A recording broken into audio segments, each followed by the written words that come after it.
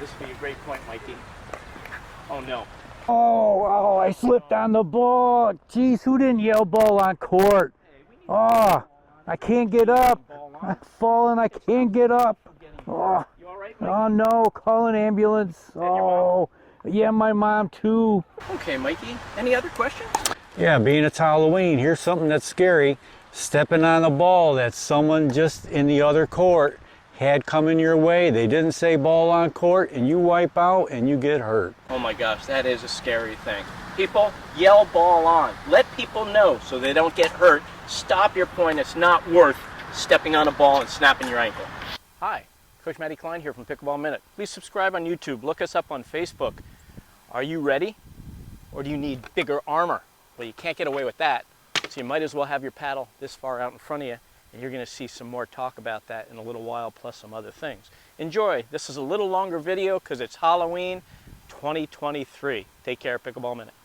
Wow, my heart's still beating from that shot. I hope so. Mikey, you got a question? I do, Coach. After watching that, if you see your opponent about to hit a hard one, and you're not ready for it, how do you know what to do? What are you doing physically and mentally, and where do you want to put the ball? I mean, it seems so complicated when a ball comes at you 90 miles an hour. Right. It's not really complicated if you drill and you practice, because if you don't get used to things automatically without 10 thoughts at the same time, I wish you the best of luck. First thing I do is I watch what they're doing. They bring their paddle way back. I know they're going to wail on it. I watch the ball come off the paddle. I even watch how their feet are, where their shoulders pointing, whether their head stays down, whether they're coming up like this. But I always have my paddle out in front of me. I don't care how you hold it, this way, this way, this way, or this way. It has to be this far out in front of you because now you're not reactive. You'd be like this if you have your paddle too close, and we see that all the time. So, be ready. Any other questions, Mikey? Yeah. If you're playing with a partner who's kind of reaching over in your territory, how do you deal with that? Because I've almost been hit a few times because someone felt like I was in their way when I wasn't. Right, so this game is about safety. If I have a partner that does that, I either throw my paddle at them as hard as I can, or I act crazy, which I guess is the same thing.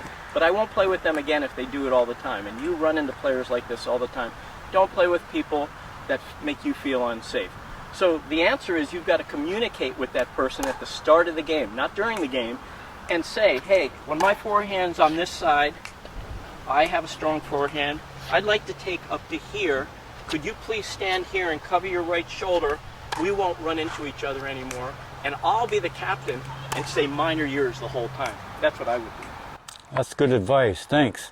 Another thing that's scary is running backwards to get an overhead shot or just any shot and running backwards. I saw a guy wipe out, get hurt. What's the best way to deal with that so that isn't a scary situation?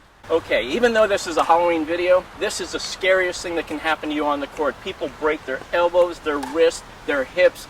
They land on their butt. They hit the back of their head. Have I stopped you from wanting to play pickleball yet? A little bit. But don't ever do this because you will fall. Instead, if there's a lob, pivot, and go. But do not do this. The first 2 months you play pickleball, if you're a beginner, this is going to be the most dangerous thing you can do. And wear glasses. Take care. Pickleball Minute.